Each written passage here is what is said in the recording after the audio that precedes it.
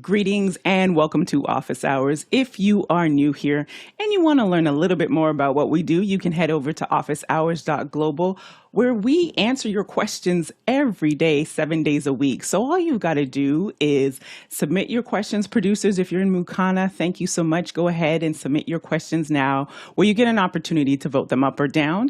And if you happen to be watching the replay at any point in time, you can head over to askofficehours.global and submit your questions, and we'll typically get to them within a day or two. And you know what? Speaking of questions, let's go ahead and get into that. Alexander? First one this morning is from Paul Wallace in Austin, Texas. How do you manage teleprompter scrolling speed with Elgato Stream Deck and pedal using the Camera Hub plugin? Oh, that's a good one. I've used Stream Deck, but not with a pedal, the pedal part of it. It looks like, Paul, we may need to bring back... Oh, Courtney's got a response for us. I have no idea because I don't have Elgato's... well, I do have an Elgato Stream Deck, but I don't have their teleprompter, Elgato teleprompter. I would suggest that probably controlling a teleprompter scrolling from a Stream Deck would be probably a bad idea, unless you have one that has a resistive pedal, variable speed pedal, not just a switch. Because with switches, there are switches that you can use to control teleprompters, but that's usually just start, stop. And you step on the pedal and it scrolls at whatever speed you have it set to, and then you let your foot off the pedal and it stops. It's not bi-directional, so you can't back up. If you go too far and something scrolls off the screen, you're stuck unless you program in another button for reverse. And then it goes at just a fixed speed. So if you want to read faster, you're going to have to adjust your speed to the speed of the teleprompter rather than vice versa. Normally, a good teleprompter operator adjusts the speed of the scroll dynamically as the person's reading. So the speed is constantly changing, faster, slower. If the person slows down, the teleprompter slows down. If you get to like a phone number, which only takes up one line, the speed controls that are preset, just go a certain number of scan lines per second. So if there's a complicated line in there that doesn't take any more space than a person's name, let's say, but it's a telephone number and you have to read out, 10 digits or 7 digits, then it's going to take you a lot longer to read that line than other lines. So it's variable speed. Your reading's variable speed depending upon the type of words that are on each line. So a simple start-stop is usually not a very good solution for running a teleprompter. Next question. Next question is from Douglas Carmichael. It turns out that there is an AdGuard for Android TV. What Android TV brand models would the panel recommend? Go ahead, Alexander. Wouldn't recommend a single one. I mean, I wouldn't use that operating system. My dad bought a TV that has Android on it and that Google OS is, and I just found it a bit of a mess to deal with. It's not actually a bad-looking operating system. I just found that the performance, a lot of these TVs have underpowered processors, and the performance of them, of the applications, is not particularly smooth. I don't like the fact that it has tracking enabled and ads inside it. And the thing is, you shouldn't have to do this.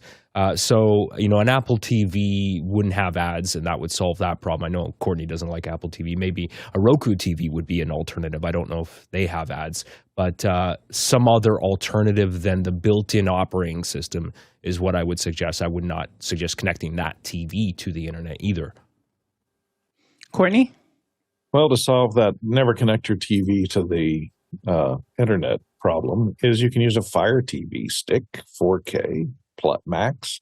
You can get them whenever they have their Amazon Prime Day for about $29. You don't have to buy those expensive, overpriced Apple TVs.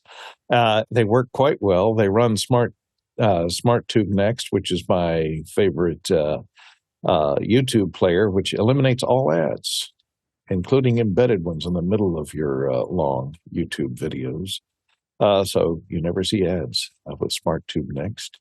It also runs on, besides the Amazon Fire Stick, it will also run, which is Android TV.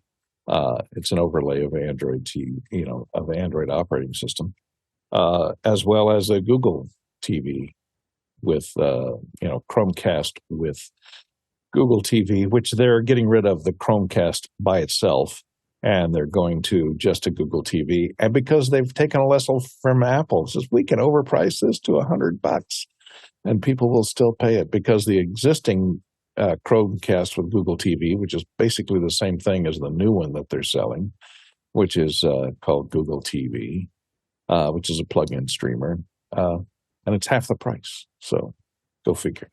Maybe the new one has HDR, better HDR, although the old one supports it. The 4K, Fire Stick 4K supports HDR, all the flavors of HDR and Dolby Surround and Atmos, all that good stuff. And you don't have to connect. You connect to your internet over Wi-Fi to the Fire Stick, and your TV doesn't have to be connected. But it does track your viewing habits, as they all do, so they can deliver things that you like to see in its lineup. As one who is not an Android user, but I'm looking at, they've got already roughly like 10,000 user reviews. Why would someone, because you both have said, it's not a tool you'd necessarily use. Why would someone? Because 10,000 people have reviewed it, which means even more people have used it because, everyone doesn't do reviews.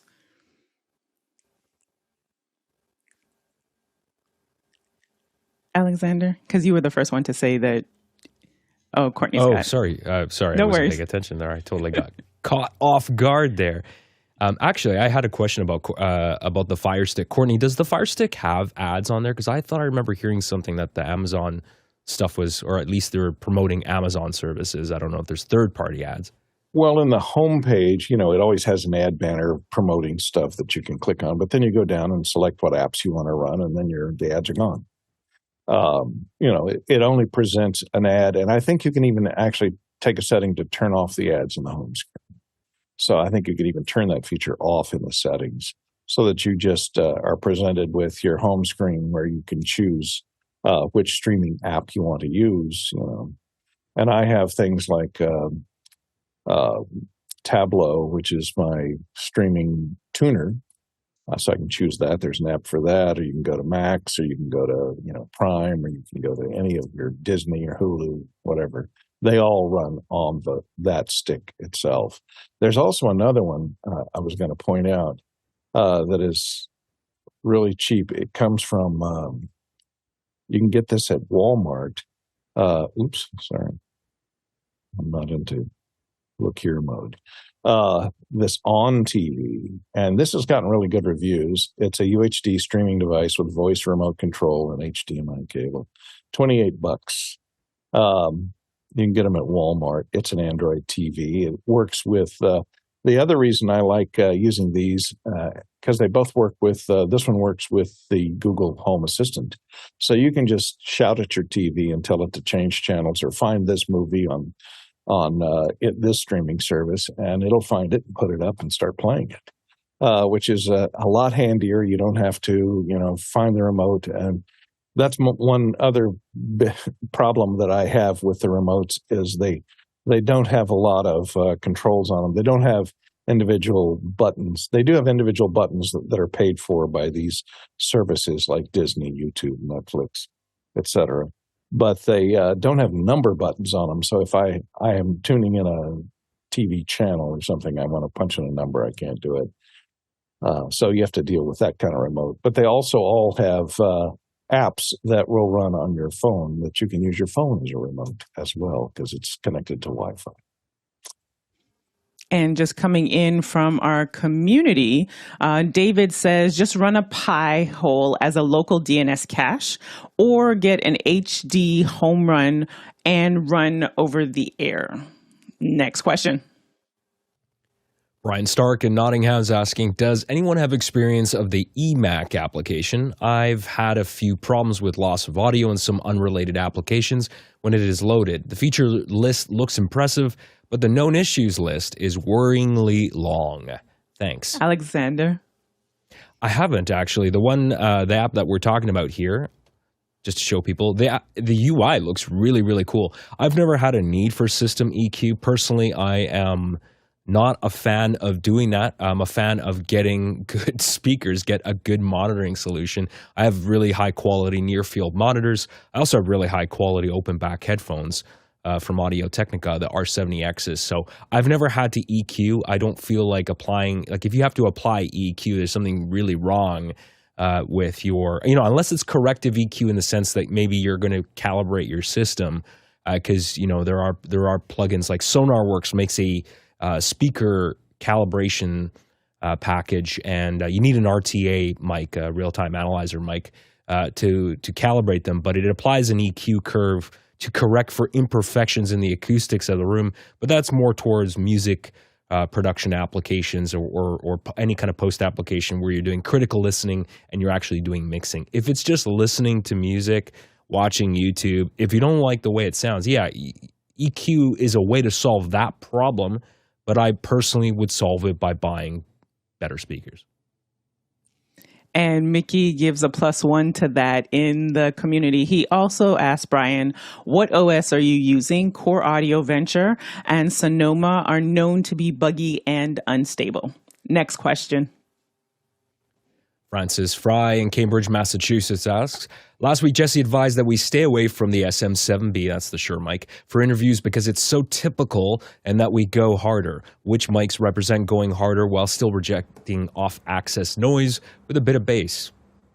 All right, Jesse, you're up.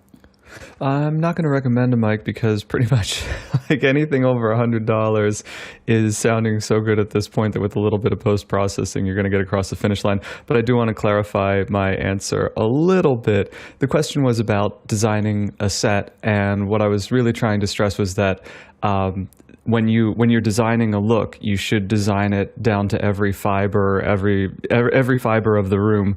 And a lot of people settle for the IKEA Calyx and the SM7B, and they end up looking and sounding and feeling like pretty much every other offering on the market. It wasn't anti-SM7B. It's a great mic. We use it all the time. But there is this, I'll call it a trend of laziness, where people see X succeed and want to have X in their own videos. And I'm always encouraging people to push a little harder with the look and feel of their set. That was all. Alexander? The Shure SM7B is a fantastic microphone. Obviously, a lot of people use that mic these days because you see a lot of podcasters use them. Joe Rogan's been using them for a long time. I think, I don't know if he was the pioneer, but let's just say he made that mic very popular. Mark Maron has used that mic for a long time. So if it depends what you're trying to do.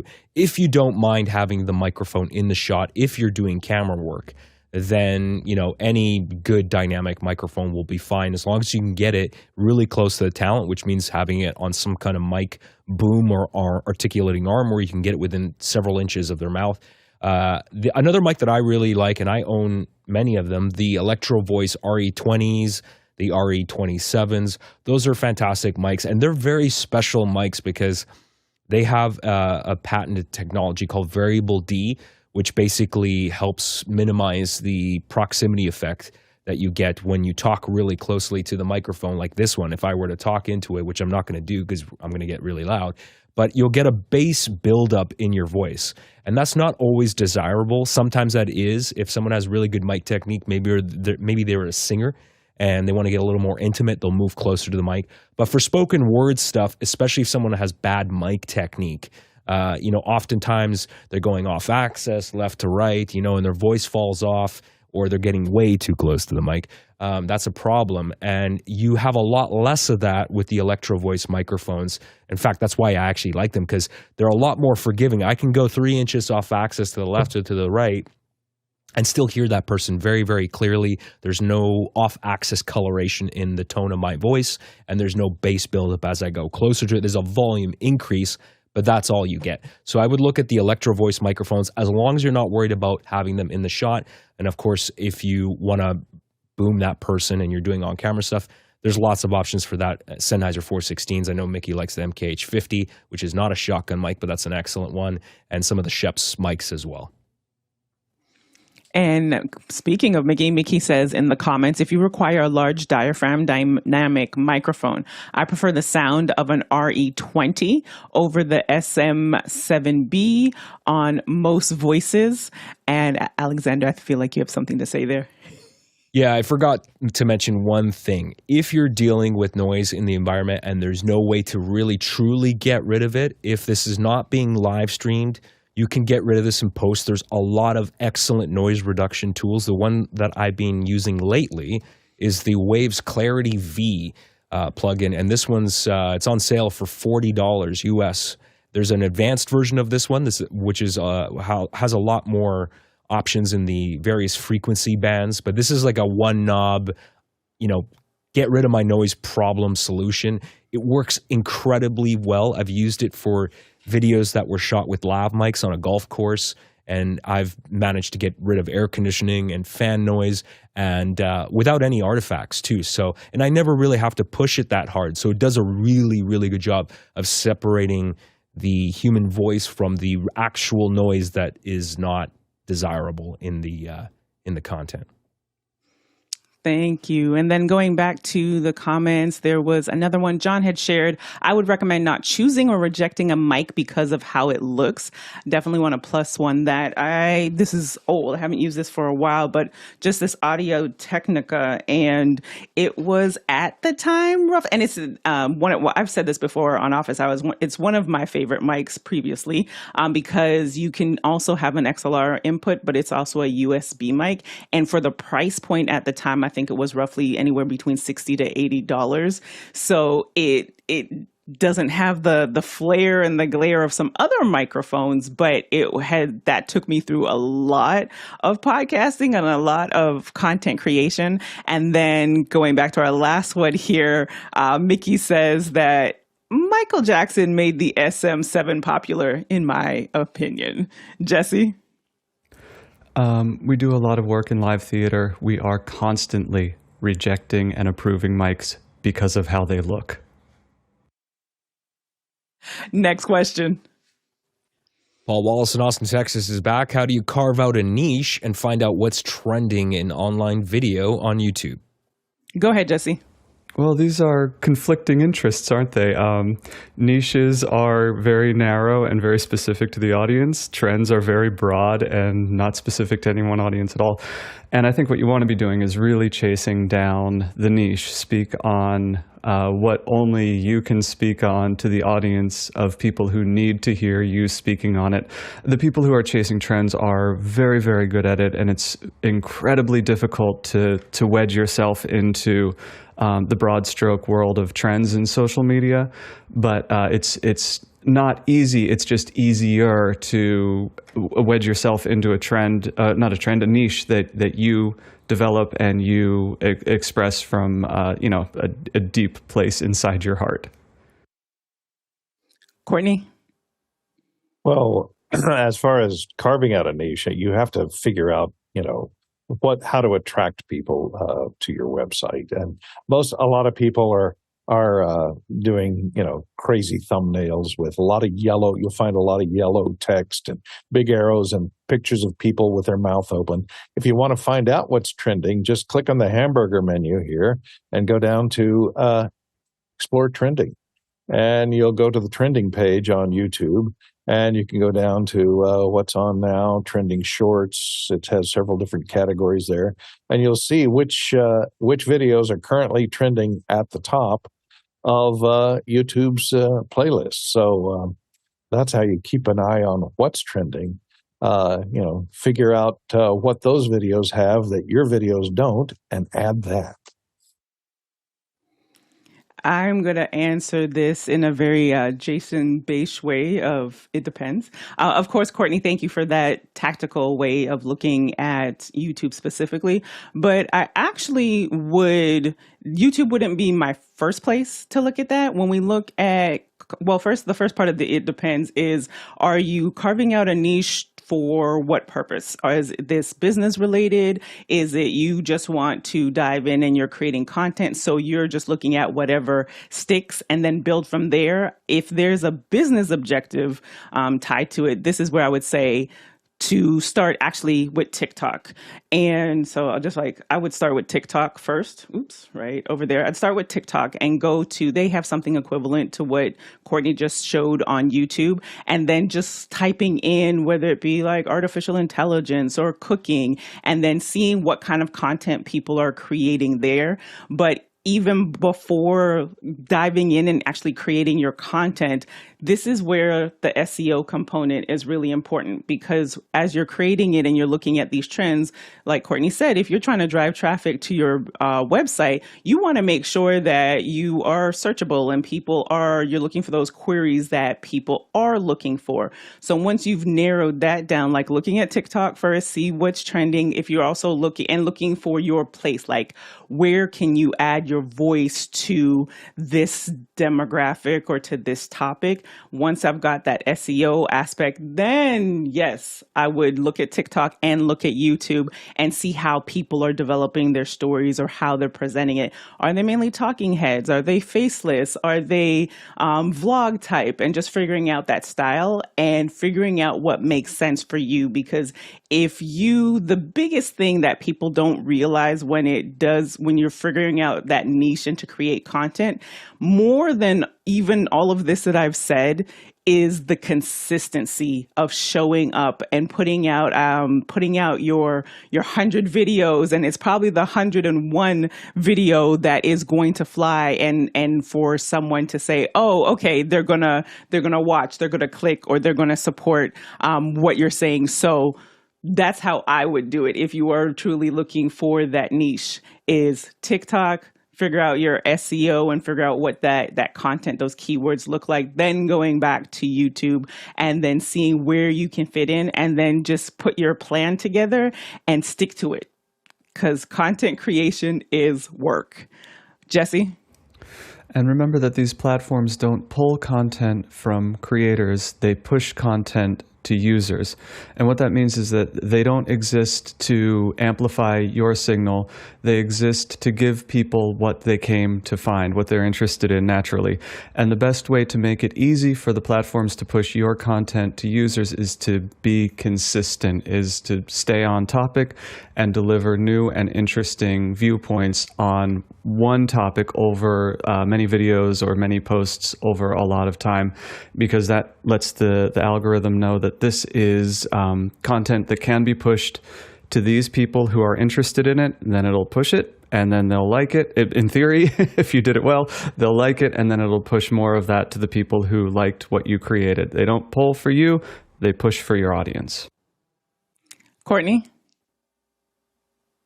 I was just going to suggest another thing, if you're looking on YouTube to look at trending or to look at what's there, make sure you don't log into your account. Log out of your account on YouTube, because if you're in your account, it's going to be serving up just the stuff that matches what you like to watch. So you're not going to see a general overall trend on the network.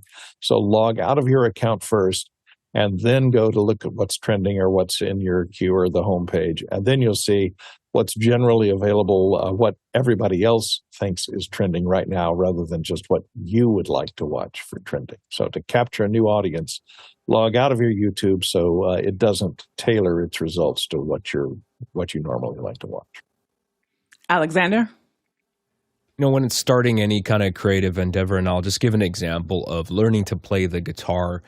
Early on when you're trying to learn a new craft and you don't have a lot of skills, you look to other people for inspiration, and oftentimes that inspiration turns into just flat out copying other people's work or trying to impersonate their styles, and that's fine. But that helps you, as long as that helps you go towards crafting your own unique style. And I always encourage people to just try to resist being like other people, just being yourself. Try to find where you fit and what's your unique voice, what you offer, because ultimately I think people will latch on to that rather than, there's a person that's trying to be Marquez, or there's, you know what I mean? So it can take time to figure that out. And I'm not saying don't look at other people for inspiration, but really try to focus on just being yourself too. Great point there. And coming in from our community, David says, or you can also use incognito mode, which is a great point. And I just want to put an addendum to what I said before. So while I pointed out a very tactical way to find what's trending and to use SEO, and so that ultimately you're looking at finding your niche. As Alexander just said, it's important that you're finding a space that is maybe taking off, or you see there's enough space for you to add your voice to it. And on top of that, is you're also looking at, you're building a community. So the more that you are serving, the more that you're showing up, the more that you are asking questions as you're creating this content and putting it out, that's going to help you. Those are the people who are coming back. Again, to Alexander's point or Jesse's point earlier of it's not for us, it's for, creating it for those who are going to enjoy it and keep coming back and sharing and spreading all of that goodness. Next question. Oliver Breidenbach from Memo Live headquarters is asking, for someone who wants to test some HDR live streaming, what camera encoder and streaming service would be recommended? Can the iPhone be used in HDR live mode? What app supports this? Ooh, that's a great question there, Oliver. So HDR, so coming in, I think... Oh, okay, that was for the last one. So Mickey says you need a camera that can output log. Output log. YouTube is easy. For YouTube, you need to transform the program to PQ or HLG. Make sure it is tagged as such, and an encoder that can encode HDR video into HEVC. If you are just testing, you can use OBS to start with. Alexander?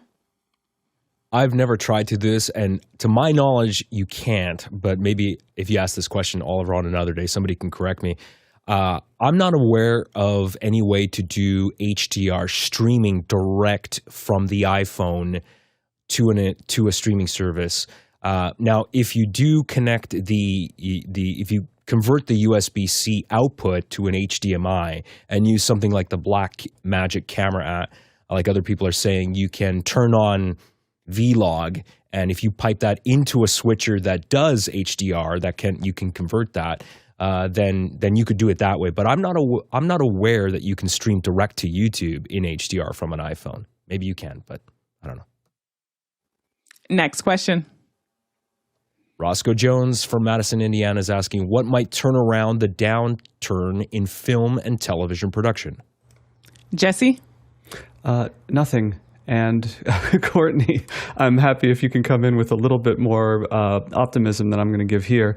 So Netflix launched in 2007, but it was really 2015 when the streaming wars really got underway, and there was a lot of competition to develop the best content and put it on your own streaming platform. So there was this unnatural boom in production in Los Angeles and beyond from about 2015 to about 2020, when everything kind of fell off the cliff for reasons we don't need to go into and everybody knows. But what we're comparing, the climate, the weather in Hollywood right now is easy to compare to 2015 to 2020, where there was a huge glut of production going on. And we won't get back to that glut because that was an unnatural glut. That was an indirect response to a lot of streaming platforms launching and being highly competitive for eyeballs and producing way more than they could sustainably produce over time. Everybody knew from the top to the bottom that that wasn't going to be the model going forward of just produce everything forever at any budget point. So we knew there was going to be a contraction. Another huge difference between the most recent batch of strikes and every other strike in the history of Hollywood is that every other strike in the history of Hollywood was really up against the studios. You had your Warner Brothers, Paramounts, Foxes, Disneys. And these were employees asking their neighbors, the employers, to give them a better shake. A huge knock-on effect that the streaming wars had was the decentralization of production, that every streaming platform put their infrastructure in every major market that they were distributing to. And this means that there's no need to stay in Hollywood for as many productions as used to be executed here. And what you're going to see is the kind of globalification of production. And this is essentially like a democratization of production, that it's no longer all being held in Hollywood. It's films and TV are being produced around the world. And then there's the other fact that these strikes, when you're going up against the studios, you're going up against your neighbors and you're asking for a fair shake to raise your family. I don't think anyone going on these strikes consulted with Amazon employees to ask how unions go at Amazon, how striking goes at Amazon. The challenges that the film productions are facing are up against global companies that aren't invested in the local community. So you're just never going to see the type of enthusiasm you have for neighborly support that you did. I'm painting a rosy picture of the history of Hollywood. It was always contentious, and strikes were always the way that the workers expressed themselves against the employers. But it has become more contentious with fewer avenues of resolution for the workers because of the globalization of production and other factors as discussed. Please, Courtney, tell me I'm wrong. Courtney. Well, you're wrong. There you go. Thank you. It's always been unions against the majors, and they're all in town. So it's always been that way for 100 years. Whenever there's a strike or whenever contracts come up for negotiation between the unions, you're sitting in a room with, 50 entertainment lawyers from, Netflix and Warner Brothers and Sony and all of those.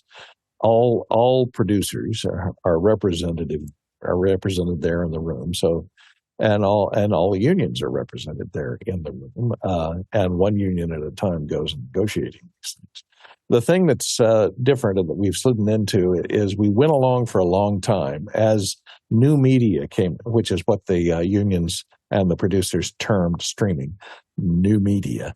At first, it was produced just for DVDs, which was not theatrical release, but released through an ancillary market. Then it was cable TV was new media. And then, and now streaming, the internet came along and new media was considered anything that was produced to run first on the internet before going to commercial television or theatrical release. And the problem is the rates for that new media was a separate set of rates, much lower than the regular basic rates for regular commercial production, commercial television, or theatrical release. So what happened is all the producers would say, okay, well, we'll just produce everything as new media.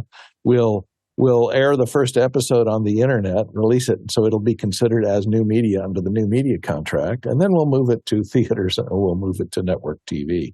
And so everyone was getting kind of a raw deal because of the tricks that they were employing in getting the lower rates out of all their workers by classifying it as new media and then releasing it in the old-fashioned way.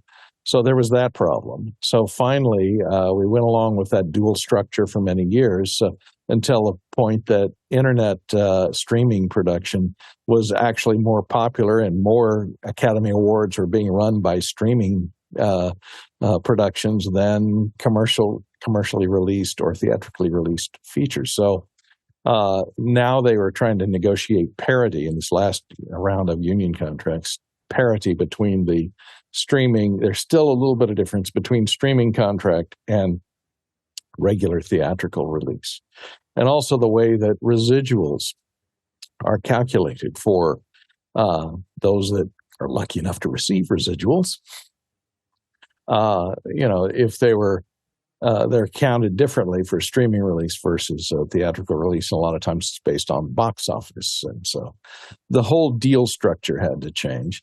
Another thing that affected work in general after the strikes is the fact that incentives, film incentives, for years this has been a problem. This is called runaway production. And Hollywood would lose major theatrical stuff to Atlanta, where right-to-work states, the rates are lower. They have an area standards agreement, which is a lower rate of pay for all the workers.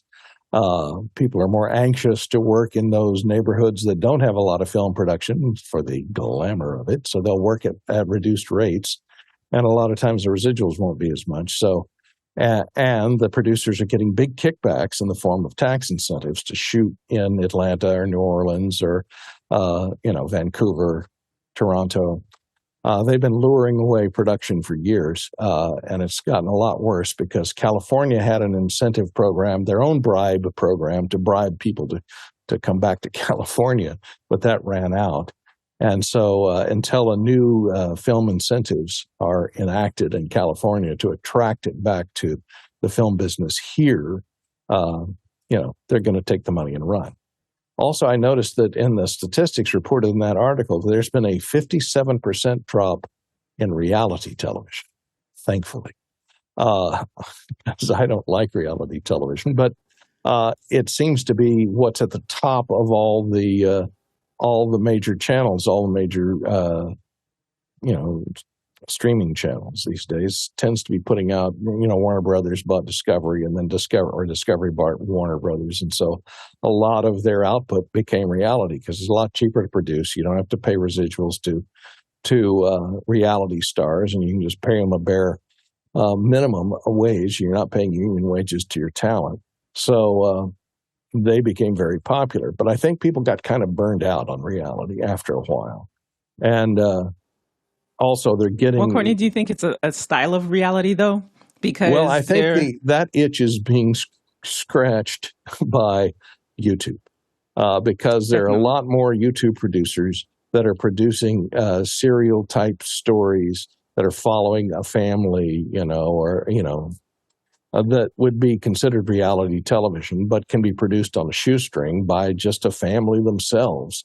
Can shoot their situation, put it up on their YouTube channel, and people can find that kind of voyeuristic, I guess you'd say, to look inside a family or something. That kind of voyeuristic itch is scratched by the ability to obtain that kind of information in a free service rather than through a paid service. So I think that has caused a big drop-off in reality television viewing. Agreed, yeah. And the other is that the theatrical, they're become a glut. Also the consolidation of a lot of the streamers, of Disney buying Hulu, and so they merged those two. They merged all the product from those two onto a single channel. Or a single subscription, or to get you to go to a more expensive subscription that includes both, that there's less need for production because of the merging of libraries from the different streamers. So they don't have to produce new stuff because they can attract new viewers because they've now got a new library because they merged in two or three other, they gobbled up two or three other streamers. And on your point of reality, David says, in his humble opinion, reality is the problem. Get back to the art of storytelling, create new and original content, and stop with the reality TV. But I'm going to skip down to Eduardo mentions that reality TV does tell a story, just not a story that we might like. And I think it has been kind of surmised with all of us. But then there's also just a proliferation of content everywhere. So the work and the effort that it takes to create quality content and content that people really want to watch, some people are able to do that, like you said, Courtney, on YouTube, on social. There's all these shows and how people are consuming video has also changed too, because TikTok, people are doing back-to-back series, which is like the length of watching a movie. And so there's just so many different factors. And I will add one more point to where you said just the incentives. I don't know how much of a role that can be said that it's playing at now, considering a lot of the people that you named or the cities that you named, like Vancouver, Toronto, they've had incentives for like 20 years. So it's been on a steady decline, if anything, for such a long time. And we'll wrap with Jesse. Courtney, nothing you said undermined my initial answer, which is nothing. The jobs don't come back. Next question. Vic Hernandez in Springfield, Missouri is asking, yesterday I was taught to rescind your vote on a question. Click the same up or down arrow you originally selected. That will unselect your original vote, then allow to revote. Do you have Mukana best practices? Jesse? I could be wrong, but I believe Mukana questions would be a Sunday concern. That we could definitely, that could be Sunday, like digging deeper into it. But ultimately, Vic, just looking at your question here, a best practice is making sure that when you're writing your questions that they are succinct. There does give you a tally of letting you know how many words you have left, but that being able to have it very clear enables our readers and our panelists to answer those questions effectively. And since Mukana is community-based, there's also so much conversation that takes place as I'm reading only a portion of the comments. So if you are watching the replay right now, you can head over to officehours.global where you can join the community and to learn what, as Vic is talking about, Mukana, which is our internal community and where questions are asked that you can submit at any time. And yes, they are voted up or down because this show is driven by you. Next question. Eric Hers in Hartford, Connecticut's asking, Zoom just announced support for up to 1 million attendees. Will we see many 100,000 plus Zoom events this year? Ooh. And I think we had mentioned or I had shared this earlier. I'll let you go first, Jesse, and then I'll bring this back up. Yes, absolutely. We will see many 100,000 plus events this year. I know America is not the whole world, but to launch support for 1 million during an election year is probably gonna be a good move. Yeah, I had shared this a couple weeks ago when on the Monday after the President Biden said that he was not going to run, like that night. And it was just the virality of it. That night, I got a text message from someone saying, hey, there's a Zoom meeting for just what are next steps, what's happening, and just educating people on what just took place. And I could not get on. And I think it was at that point in time, it was 10 minutes after they had made the Zoom had started, and it was only like, okay, it's maxed out at 3,000. Lo and behold, I was told later on that somehow they were able to increase it. Someone had made a call to Zoom and they were able to increase it. So that alone has now, and ultimately within the 24 hours, less than 24 hours, by the end of the night, they had 44,000 viewers or attendees on that Zoom meeting, which has now been almost like the scenario where we're seeing more and more of these political campaigns and advocacy groups where, yes, they are pushing huge numbers. So I highly believe that we will see more and more of that. Next question. Paul Wallace in Austin, Texas asking, a friend has Boost for mobile carrier for his cell phone but gets bad reception at my place. Is there a repeater or something that will boost? Alexander? Well, Paul, there's this thing called Wi-Fi. So if you have Wi-Fi at your house, just have your friend join Wi-Fi and all the problems are solved. Courtney? Yeah, you may have to enable HD calling on your phone. And I don't know whether Apple does this, all Android phones, most Android phones over the last 5 years or so will. If it's receiving a Wi-Fi signal and is logged into the local Wi-Fi network, it will use Wi-Fi for calling. So it turns it into kind of like a VoIP phone. If you turn on HD calling, a lot of times that will enable the calling over Wi-Fi. And you could just turn off the radios that Boost is using. Usually Boost, I think, is using, I don't know if they're a secondary network overlay on top of either T-Mobile or Verizon. Find out who. And that is the problem. There are local repeaters that you can buy that you can plug into your local area network if you have an ISP in your house that will give you cellular coverage. But these days with HD calling, you don't really need it that much. Next question. Chester Sweeney in Las Vegas, Nevada, coming from the QR code. What are some good versus bad ways to mic the brass section in a big jazz band? Each band member needs at least one mic, horns, trumpets, sax. Go ahead, Jesse. First, I'd like to say a warm welcome to the lawnmowers outside. Please do your best to ignore them.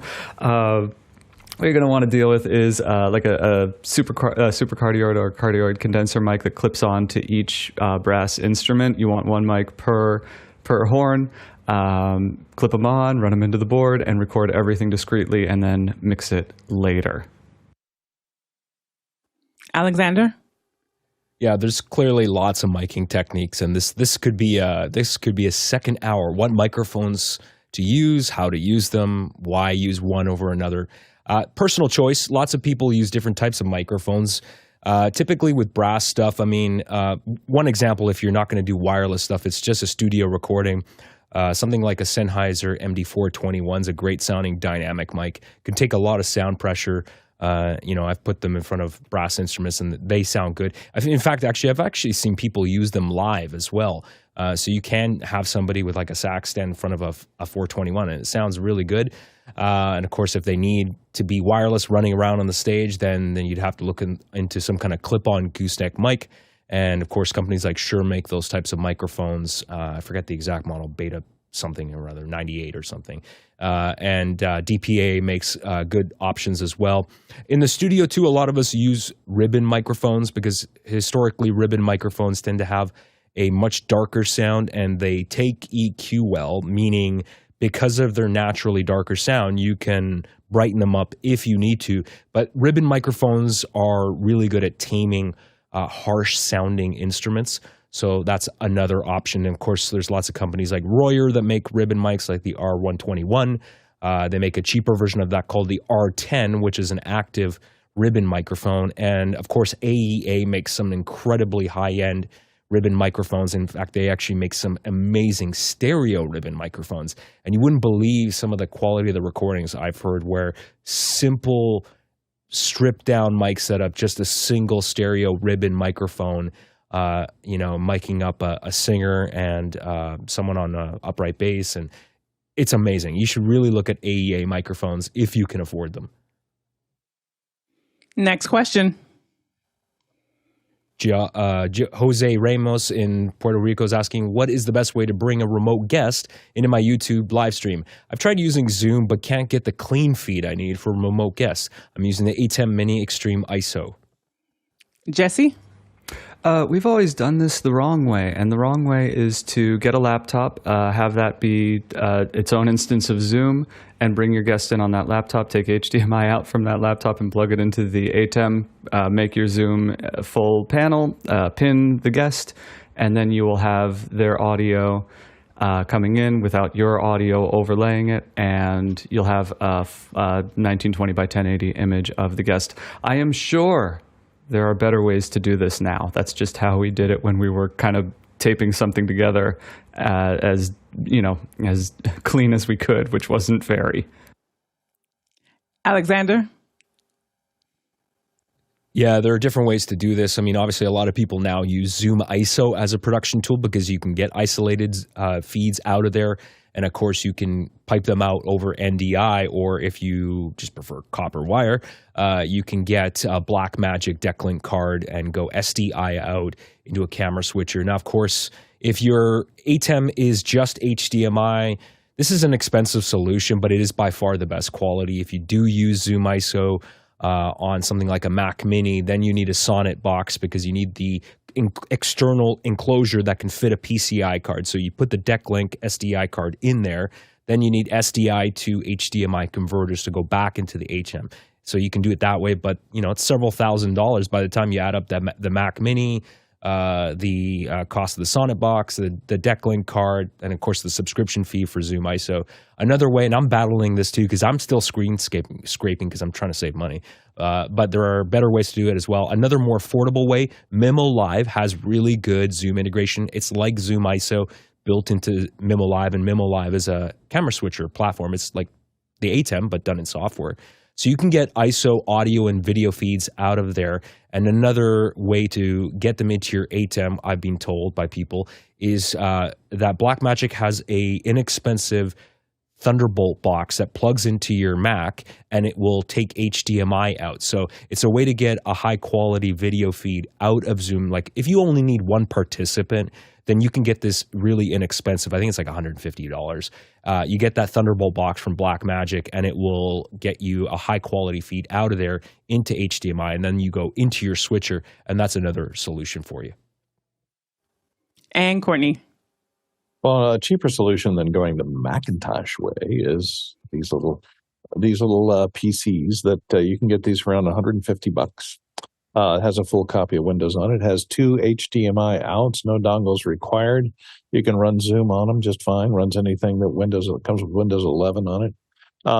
So just plug the output of this into your Atem and bring them in on a separate Zoom call and make them full screen there. You've got them. And it also doesn't, when you run Zoom on a separate computer rather than bringing them in on a Zoom session that you have on the computer that you're sending out, a lot of times Zoom will, you have to choose a microphone for input, and it will exclude all the audio from everything else. So sometimes that can be a problem if you're not using Hijack or some other, or Potato or some other type of aggregating device to aggregate the audio from multiple programs into a single feed that you're streaming. But the external PC solves that problem because Zoom doesn't see your feed and doesn't limit the audio going in and out to make mix minus. Next question. From the QR code, Florence Donald in Silver Spring, Maryland. Who has a working abacus and use it? Jesse.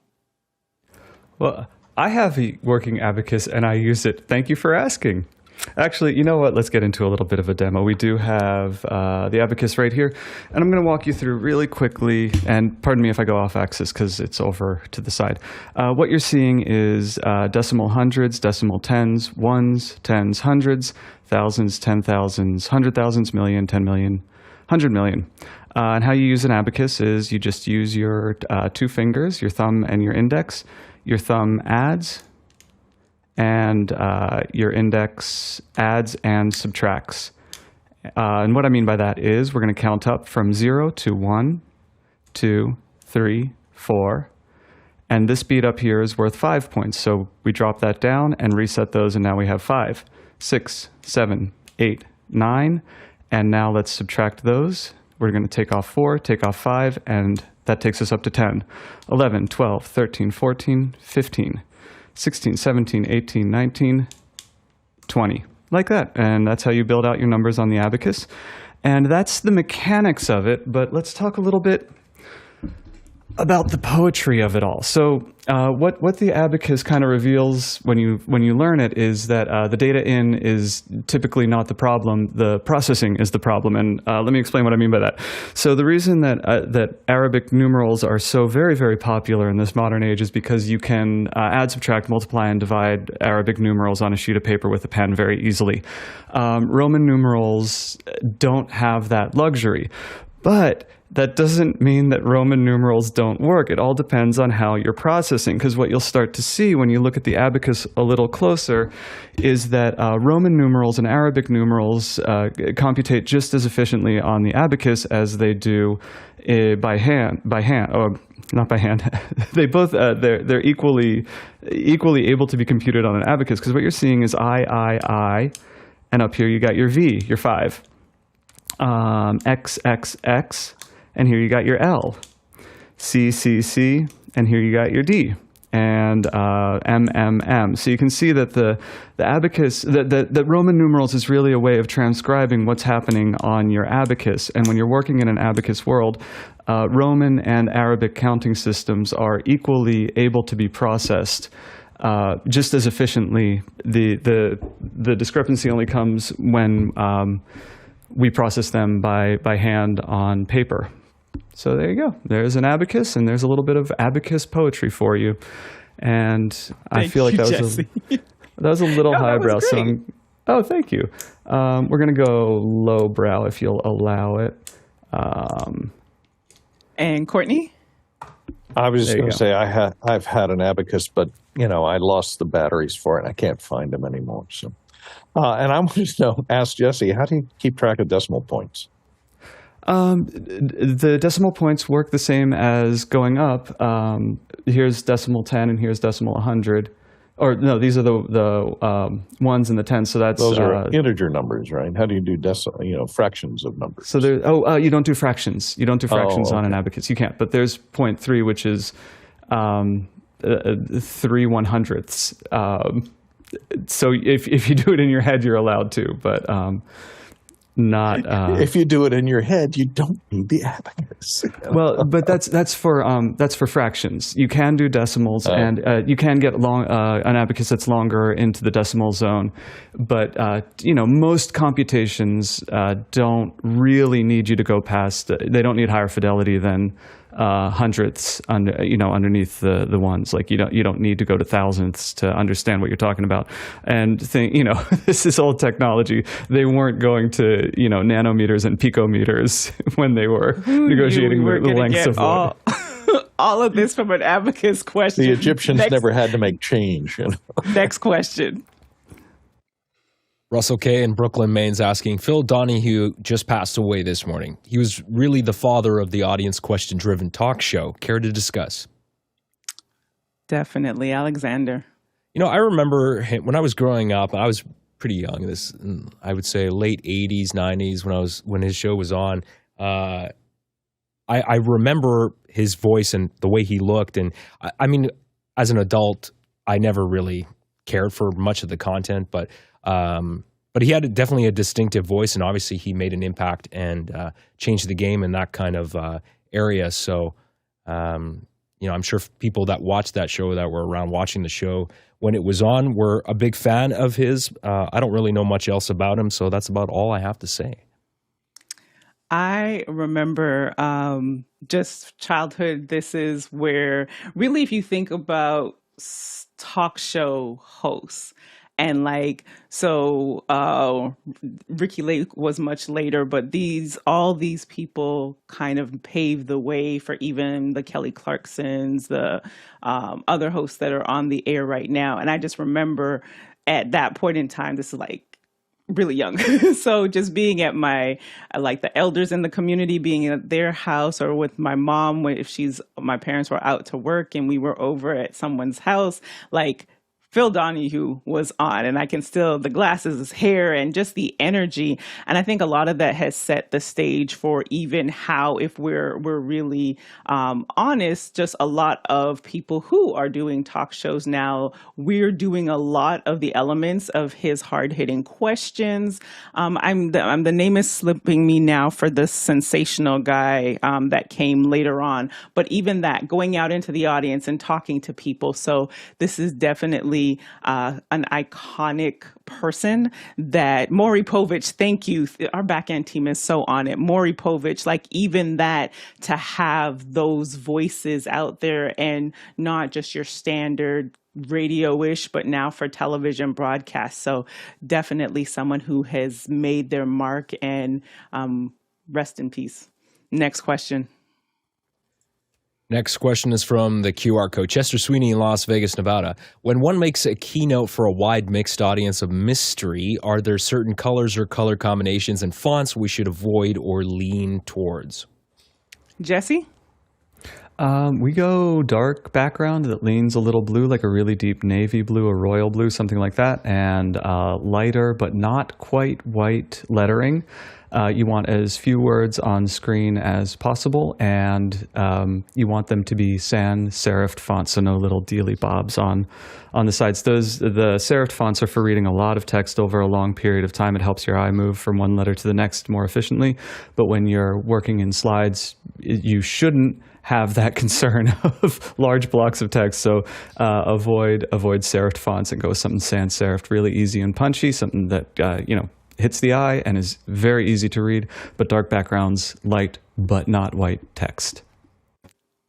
That's awesome. We have a great week set up for you here on Office Hours as we get into, later on, we'll be getting into Adobe Firefly and talking about all of the generative AI abilities and features that you can do there. And then tomorrow, on Tuesday, we'll have motion graphics in Unreal, where we'll be talking about the gaming engine, and that you can do a lot more than just broadcast. So you want to stay tuned for all of our animators and those in that space. And on Wednesday, sure, we'll be back. We've had a lot of conversations today about microphones, so bring your questions for Laura Davis with Shure, as she's the senior market development manager, and she'll be talking about some of the new releases. This is that time of year where we get a chance to speak to the experts and all these releases as we get near to the holidays. And Thursday and Friday is Q&A, so bring your questions. Any question that you felt like you were looking for a little bit more today, bring them on Thursday and Friday. And on Saturday is just an hour of Q&A. And if you want to be a part of Office Hours, you want to come in and just learn more about what we do and how we do things there. And for the rest of the schedule, head over to officehours.global.